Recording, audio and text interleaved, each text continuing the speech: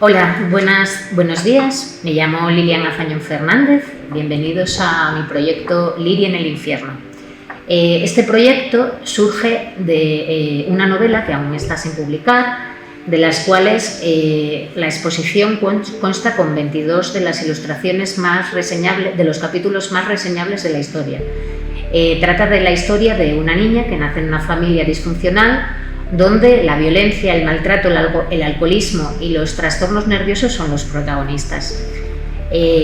Os voy a leer un poquito lo que sería la sinopsis de esa novela, que dista mucho de lo que actualmente estoy reescribiendo y en un futuro se publicará.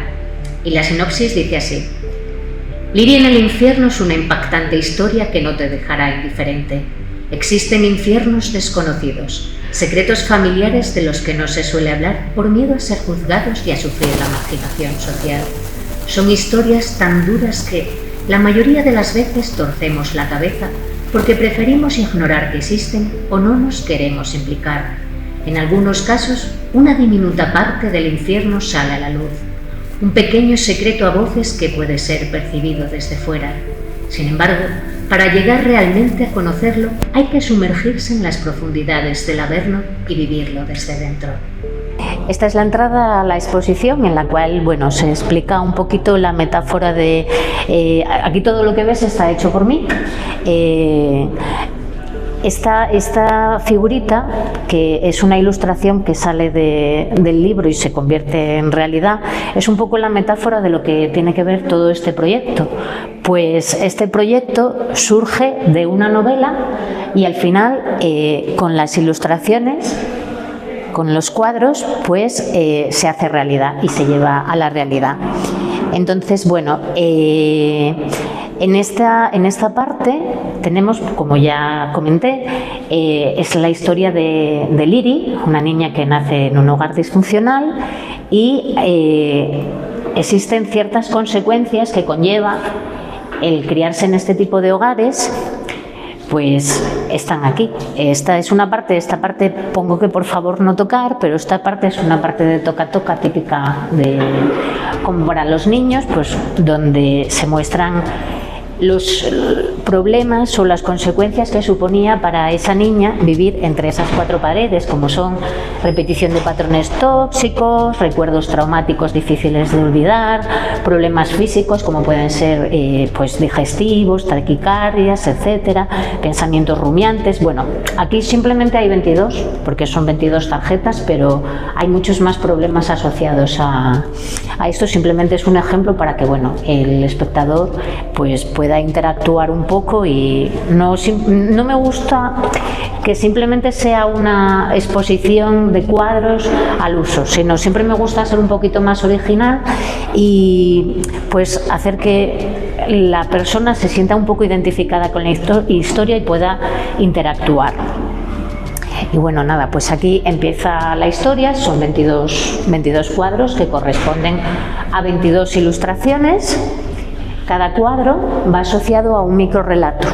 Los 22 microrrelatos en total conforman la vida de la protagonista, desde antes incluso de haber nacido, para explicar un poco ese origen hasta cómo se llega a formar esa familia disfuncional. En esta ilustración, el microrrelato habla sobre cómo la madre de la protagonista se regocijaba en unas cartas de amor esperando a que la persona de la que se enamoró volviera a ser. Eso es una clara bandera roja, que nos implica que esa relación no iba a ser una relación sana. Como puedes ver, en todos los cuadros están asociados a una leyenda.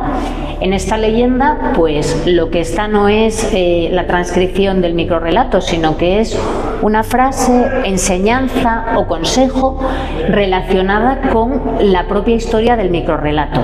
Es decir, al igual que te acabo de decir, aquí en el microrrelato explica esa situación en la que esa mujer se aferra al pasado, y en la leyenda nos dice: vivir esperando que la pareja vuelva a ser la persona de la que te enamoraste y aferrarse al pasado es un síntoma de que nuestro presente no transcurre adecuadamente. Entonces, cada historia O sea, cada pequeño relato, cada microrrelato, pues está asociado a la imagen y aquí pues se hace un resumen de qué quiero transmitir con ese microrrelato. Entonces, bueno, pues nada, una visión así general. La historia, o sea, os puedo comentar porque, bueno, no es todo, esto es una exposición de cuadros, no quiero que simplemente sea contar una historia de violencia, también podéis disfrutar las ilustraciones, comentar que son ilustraciones que están hechas, algunas de ellas con tableta digitalizadora, otras originariamente no eran hechas con tableta digitalizadora, como puede ser esta de aquí. Esta de aquí surge de un ejercicio rápido hecho con tinta, con rotulador de tinta. Era en un trocito de papel así en 5 minutos. ¿Qué pasa? Pues yo lo que hice fue la escaneé y a lo que me dediqué a hacer con la tableta digitalizadora pues fue darle un poquito más de perfil para que los detalles se pudieran apreciar mejor. Pero básicamente el dibujo era un trocito de papel así, hecho a tinta de rotulador. Intento que el conjunto de todas las ilustraciones no sean, o sea, sea homogéneo en base a la dureza de la historia, como son ilustraciones además que iban a ser ilustraciones para una novela. Escogí el monocromo. Hubo quien me dijo en su momento, pero ¿y cómo no te dio por meterle color? Digo, porque la historia no es una historia bonita, o sea, la historia es una historia gris, entonces no hay mejor color para esta historia que el monocromo, o sea, utilizar escala de grises, porque bueno, realmente no es todo blancos y negros, sino que es escala de grises. Y cada dibujo es diferente.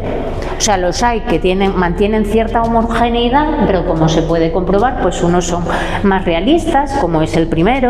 En el segundo intento destacar la figura de la madre de la protagonista, pero dejo simplemente dilucidar lo que es todo el entorno que estaba en ese momento, en esa fiesta, y se supone que son gente, pero simplemente como si fuera la impresión.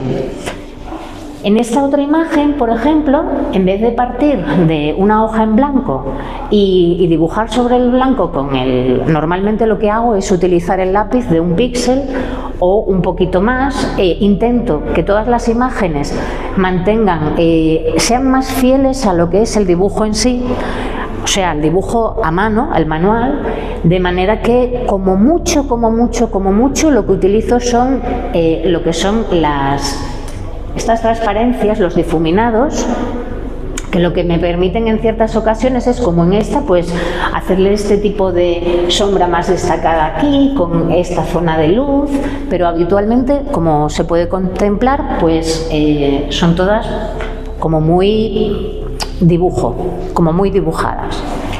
Entonces, en esta, como comentaba, aquí en vez de partir de una hoja en blanco, lo que hice fue partir del negro y con la goma que trae el Photoshop, pues fui sacando las formas, que se nota bastante pues en eso, el carrito, las ruedas, o sea, se nota que no utilizo ciertas herramientas porque, por ejemplo, las ruedas no están geométricamente perfectas.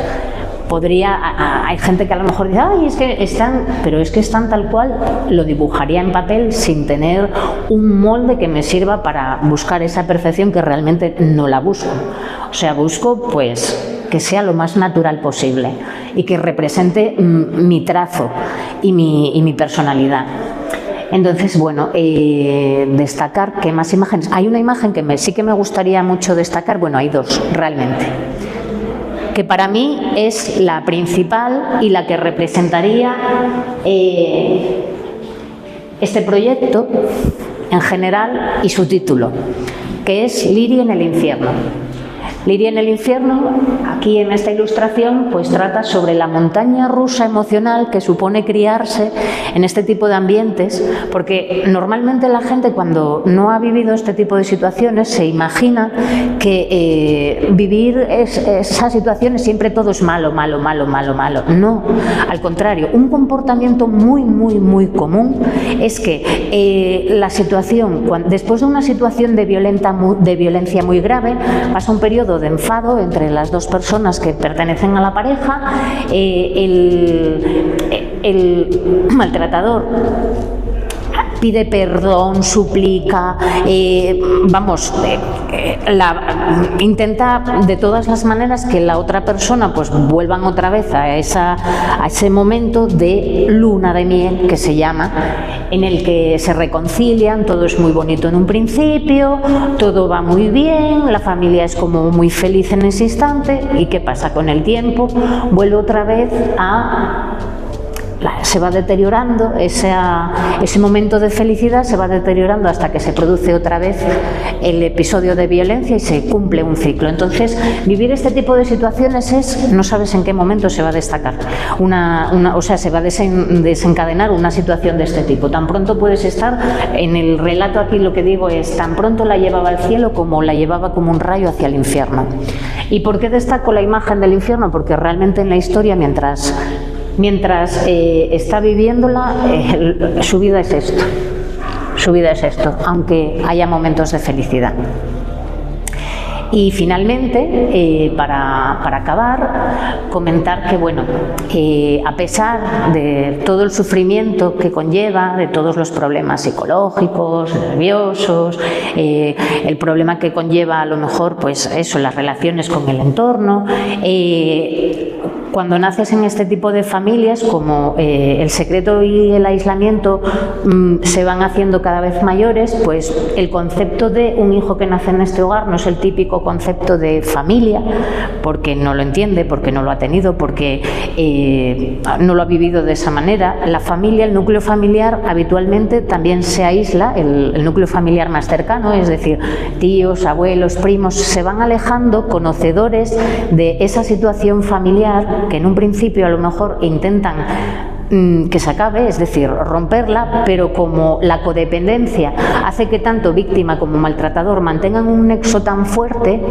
no se rompen y entonces, pues suelen aislar, separarse un poco de la pareja, sí que mantienen relaciones pues con los hijos y con ellos, pero de una manera distante, no de una manera como habitualmente deberían de ser las familias, unas familias unidas, unas familias que pasan navidades, que pasan festivos juntos. Pues no, se genera un ambiente tóxico alrededor de esa pareja que no es normal. Entonces, a pesar de todo eso, las personas que nacemos en una familia disfuncional o que hemos sufrido un trauma grave, por ejemplo, quien ha sufrido una situación de cercanía a la muerte, pues aprendemos a apreciar en la búsqueda de paz ciertos detalles que para otras personas son desapercibidos. Por ejemplo, yo me acuerdo en uno de mis trabajos, en la oficina, mi compañero, hacía un día maravilloso, nos habían abierto las persianas, que nunca nos las abrían, no las persianas, sino las cortinas, hacía un día maravilloso, estaban las nubes esponjosas, guapísimas, y yo me quedé así, estaba programando, porque yo soy ingeniera informática, y de repente miro al cielo y le digo: ¡ay, Miguel! Digo, mira qué bonitas están las nubes en el cielo. Y me dice: pues te puedes creer que yo en la vida me he fijado en eso, pero sí, tienes razón, es verdad, están preciosas. Pues puedo asegurar casi al 100% de que esa persona ha nacido en un hogar en el que no ha tenido ningún problema, porque no se fija en esos detalles porque nunca lo ha necesitado, siempre ha tenido todo a su alrededor, yo creo, es una opinión personal, correcto y bien. Entonces, como decía, para finalizar, pues aparte de sumar que las personas traumatizadas que hemos conseguido sanar nuestras heridas apreciamos mejor los pequeños detalles, pues este tipo de situaciones también se pueden rectificar. Esto es un ejercicio de sinceridad con uno mismo, muy o sea, muy grande. Tienes que aprender a identificar los patrones tóxicos que aprendiste en ti, reconocer que tú eres una persona tóxica, porque claro, no has tenido, intentando por ejemplo no repetir los patrones de tus padres, inconscientemente sí los aplicas. ¿Por qué? Porque no quieres que eso que ellos pasaron te pase a ti. Entonces te vuelves una persona controladora, te vuelves una persona celosa y necesitas tenerlo todo como bajo control para intentando evitar esa situación. ¿Qué pasa? Aceptar eso no es fácil. No todo el mundo tiene la capacidad de decir yo he sido una persona tóxica, pero rectificando esos patrones, identificándolos, teniendo un autoconocimiento de nosotros mismos y aceptándonos, podemos superar todas esas consecuencias que tuvieron en nosotros esa crianza. Las ansiedades, los miedos. Yo, por ejemplo, puedo explicar que yo tenía miedo a las alturas, pero un miedo que a veces subirme a una pasarela que cruce una carretera me suponía un miedo atroz. Bueno, pues aprendí a enfrentarme a él, a ser valiente, a echarle cara, al igual que me acepté a mí misma y conseguí vencerlo. Y nada, hasta aquí puedo decir. Esto es una historia de superación y espero que os guste. Gracias. Los microrrelatos asociados a cada ilustración se acceden a través de un código BIDI que el usuario debe de escanear, de manera que tenemos dos versiones, la versión en castellano y la versión de las transcripciones en asturiano. Debido a que en la versión en asturiano no hay audios y las impresiones de las leyendas son en castellano, pues en esa sección también se puede acceder a la leyenda para que la gente que sepa lengua o promoviendo nuestra lengua asturiana pues puedan conocer el microrrelato también. En un principio, al escanear ese código BIDI, pues se muestra un vídeo de introducción. El usuario pulsaría siguiente y siguiente, yendo, pues, haciendo la ruta por cada ilustración y pudiendo acceder a su consecuente audio. Pues nada, recordaros que mi exposición Lirie en el infierno estará en la sala de exposiciones Celso Granda hasta el 28 de noviembre. El horario es de 6 de la tarde a 8 de la tarde. Pero hasta el día 28, los martes a las 12 de la mañana y los viernes a las 6 de la tarde, haré una proyección y una charla donde explico mucho más en profundidad de lo que acabáis de ver en este vídeo.